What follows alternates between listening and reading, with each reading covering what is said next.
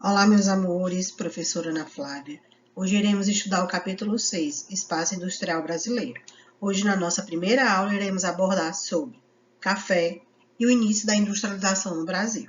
Vamos começar. O ciclo do café no Brasil teve início. Ciclo do café e a industrialização brasileira. O ciclo do café já estava começando a se evoluir no nosso país, mesmo com os pequenos agricultores, ou seja, os pequenos plantadores. O que predominou mesmo foram as grandes fazendas, que praticavam a monocultura. E o que é a monocultura? Exatamente, é quando é praticado apenas um tipo de plantação. O Brasil chegou a exportar mais de 50% do consumo mundial. O ciclo do café sofreu duas quedas decorrentes das crises internacionais. Lembrando que o nosso produto, o café, ele foi exportado para os Estados Unidos, que é um país do continente americano, e foi exportado para a Europa. Europa não é país, Europa é continente. Então, isso quer dizer que todos os países do continente europeu comercializavam o café do Brasil? Sim. E como funcionava a mão de obra no nosso território? O ciclo do café sofreu com a carência da mão de obra, pois o sistema de parceria com os primeiros colonos imigrantes fracassou. Quem foram os primeiros colonos? Exatamente, foram os portugueses. Só a partir da década de 1870, com o trabalho assalariado e a imigração custeada pelo poder público, o novo sistema foi a solução para a lavoura paulista. Que sistema foi esse? Sistema assalariado, onde a mão de obra explorada era a mão de obra imigrante, e o nosso principal grupo de imigrantes que trabalhou nas lavouras de café foram os italianos. Então, os italianos, eles foram escravos? Não, eles não foram escravos. Eles eram trabalhadores assalariados. Então, eles recebiam pelo trabalho exercido. O Brasil recebeu 30 mil imigrantes só em 1886. Nos anos seguintes, essa média foi crescendo e chegou a mais de 130 mil imigrantes no nosso território. E como a industrialização ocorreu no nosso país? Bem, historicamente ela foi tardia. Por quê? Porque o Brasil ele é considerado um país subdesenvolvido. E dentro do nosso processo da Revolução Industrial, que ocorreu no nosso planeta, ele iniciou especificamente na Europa, com a Inglaterra. A Inglaterra foi a pioneira no processo da Revolução Industrial. Na segunda Revolução Industrial, nós tivemos outros países do continente europeu, como a Alemanha, a Espanha, a França e os Estados Unidos, que não era da Europa, mas também era um país desenvolvido. Já os países que fizeram parte da terceira Revolução Industrial foram todos aqueles que faziam parte do grupo dos subdesenvolvidos. E aí o Brasil entra nesse grupo. Então, dentro da nossa história, a industrialização ela aconteceu de forma tardia, ou seja, o processo foi um processo lento. Vamos ver como se deu esse processo. A metrópole portuguesa proibiu o desenvolvimento da manufatura e da indústria, especialmente por dois motivos. Quais eram esses motivos? Os produtos iriam concorrer com o comércio do reino, ou seja, eles não queriam que os produtos brasileiros fossem concorrentes com os produtos portugueses. Segundo ponto, a colônia poderia se tornar independente, o que não interessava a metrópole. Então, o Brasil poderia deixar de ser uma colônia, ou seja, ele iria deixar de pertencer a Portugal e poderia ser um país totalmente independente. Então, essa era a preocupação dos portugueses.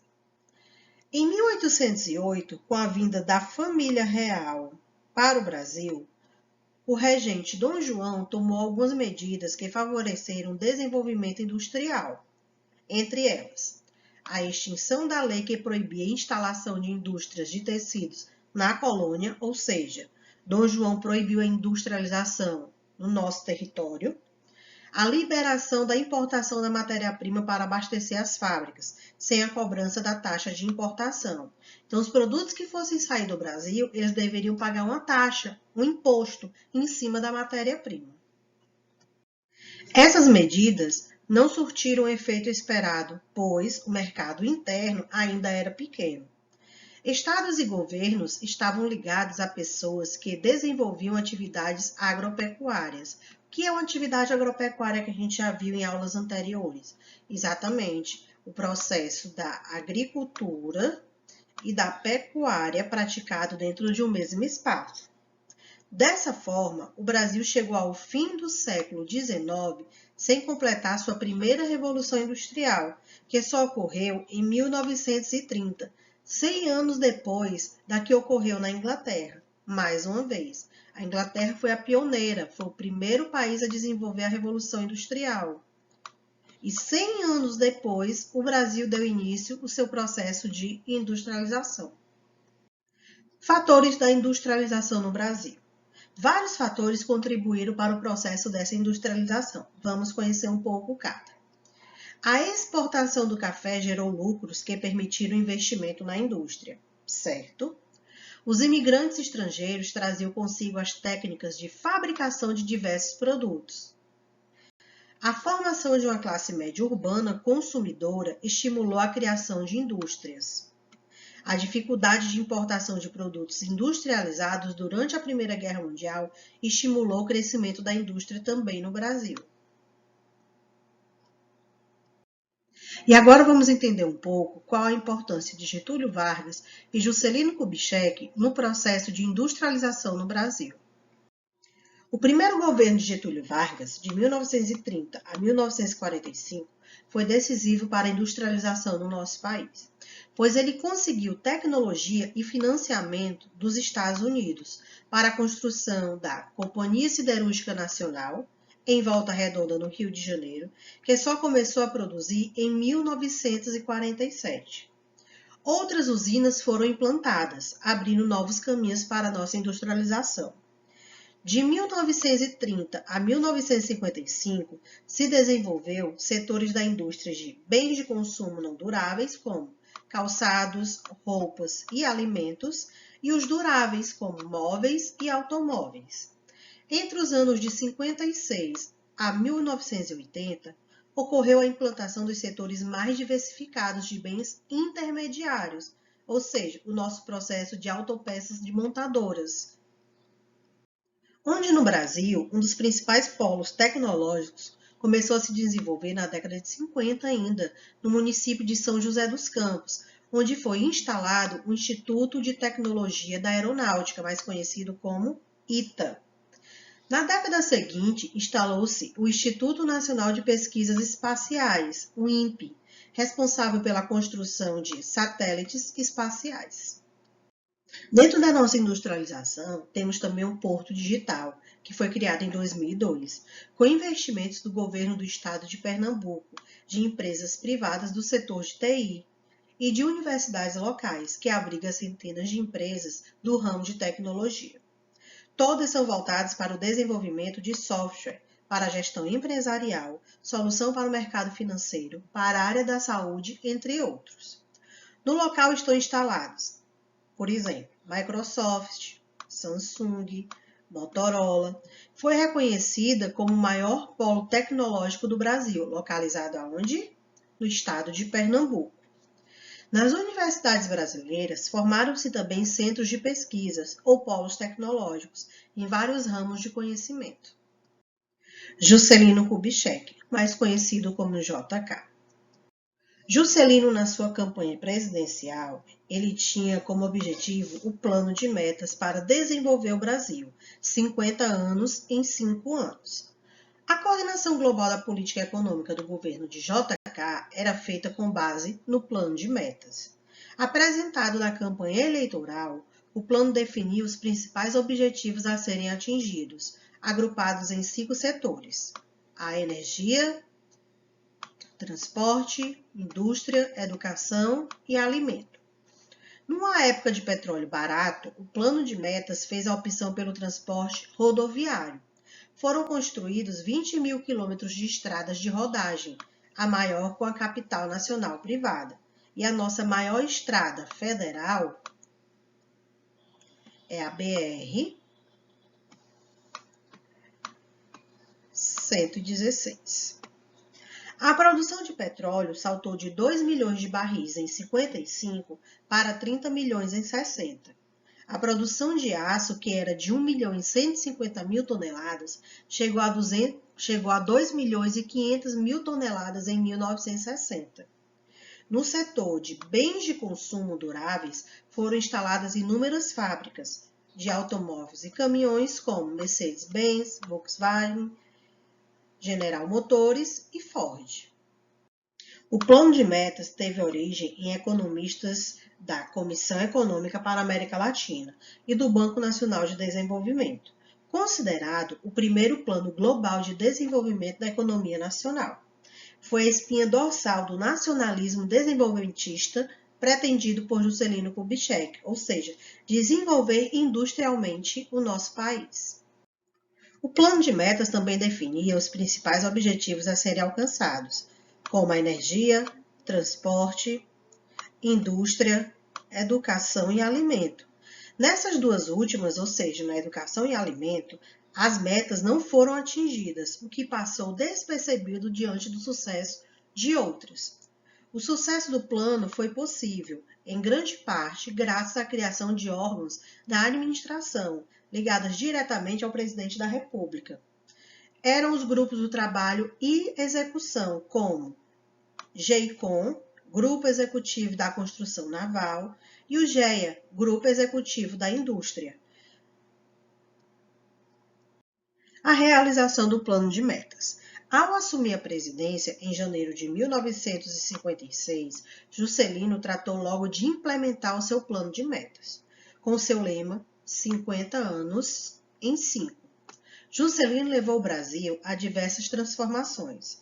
As principais obras de grande repercussão interna e mesmo internacional foram a implantação da indústria automobilística, a expansão das usinas hidrelétricas, a criação nacional de energia nuclear, a criação da Sundene, Superintendência de Desenvolvimento do Nordeste, a expansão da indústria do aço, a criação do Ministério de Minas e Energia e o principal, a fundação de uma nova capital, Brasília. Para a realização desse ambicioso plano econômico, Juscelino teria de lançar mão de emissões e empréstimos estrangeiros, principalmente com os países europeus. O Fundo Monetário Internacional, mais conhecido como FMI, recusou os empréstimos, pois via com clara desconfiança a política inflacionária que era prejudicial aos credores internacionais. Apesar disso, os empréstimos foram contraídos em bancos europeus e americanos, sem a garantia do FMI. E para o conteúdo ficar bem claro, vamos fazer um breve resumo sobre o que foi visto na nossa aula de hoje. Fiquem atentos. A primeira fase da industrialização no Brasil durou de 1808 a 1829. O espaço brasileiro ainda se constituía em um arquipélago econômico. As atividades econômicas estavam dispersas pelo território e eram basicamente agrícolas, voltadas para o mercado externo, ou seja, tínhamos acabado de passar pelo processo das capitanias hereditárias e governo geral e o nosso país estava em um processo de desenvolvimento agrícola. Com a abertura dos portos por Dom João VI em 1808, estimulou a instalação de algumas poucas fábricas no Brasil. Importação de bens de produção, sobretudo da Inglaterra, aprofundando a dependência externa, tanto econômica quanto tecnológica. Fatores que contribuíram para o fraco desempenho da indústria no Brasil. O nosso mercado era interno muito pequeno e limitado à escravidão, ou seja, à mão de obra escrava. Desinteresse das elites nacionais, cuja maior preocupação era continuar tendo grandes lucros com a agricultura exportadora. dificuldades para obter e manter bens de produção, como máquinas, equipamentos e peças de reposição. Vimos também que a atividade cafeicultora foi um estímulo para a indústria, dentre os principais fatores. Lucros obtidos com a exportação do café foram investidos em novas atividades econômicas, especialmente na indústria. A infraestrutura instalada para o escoamento do café, ferrovias e portos foram fundamentais para a viabilização dessa atividade. E a chegada dos imigrantes logo após o fim da escravidão, em 1888, incrementou ainda o desenvolvimento desse processo agrícola e industrial. Assim, o número de fábricas começou a se evoluir dentro do nosso território. Em 1889, o Brasil tinha 636 fábricas. Já em 1920, o Brasil tinha 13.569 fábricas. Essa mudança atraiu muitos habitantes do campo para a cidade, e aqui encontramos o processo do êxodo rural. Com os imigrantes, formaram o operariado urbano brasileiro.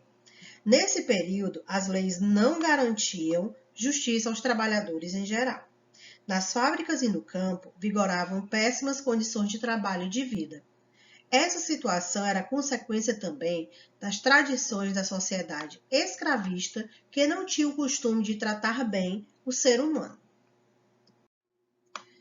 Essa falta de consideração com os trabalhadores foi um dos principais fatores para que os cortiços e as favelas começassem a se tornar comuns em São Paulo e no Rio de Janeiro, desde esse período da industrialização no nosso país.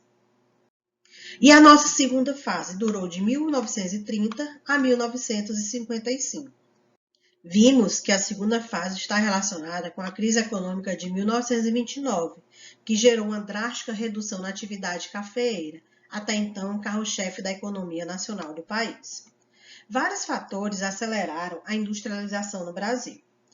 A crise do capitalismo mundial, o êxodo rural e a política nacionalista de Getúlio Vargas. Durante a era Vargas, foi desencadeada a Segunda Guerra Mundial, reduzindo o ritmo de importação das máquinas industriais, consequentemente reduzindo o ritmo da industrialização no Brasil. A guerra estimulou a substituição de importações, iniciou do típico processo de industrialização ocorrido no Brasil. As indústrias nacionais se viram obrigadas a produzir mercadorias que até então eram importadas, como roupas, móveis, calçados, entre outros. E o Brasil também teve a sua terceira fase dentro do processo de industrialização, que foi de 1956 a 1990.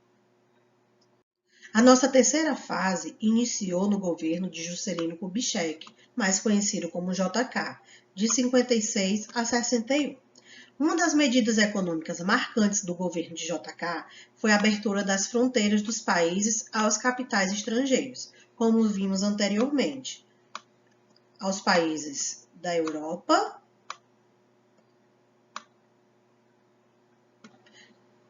e os Estados Unidos.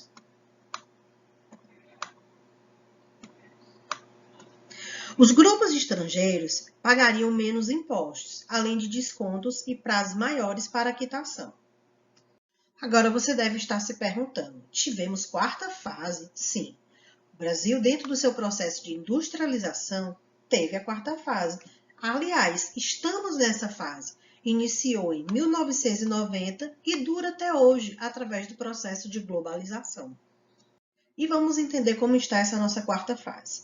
O nosso crescimento econômico surgiu do interior, abriga grandes mercados consumidores para os produtos que começavam a ser fabricados, principalmente no estado de São Paulo.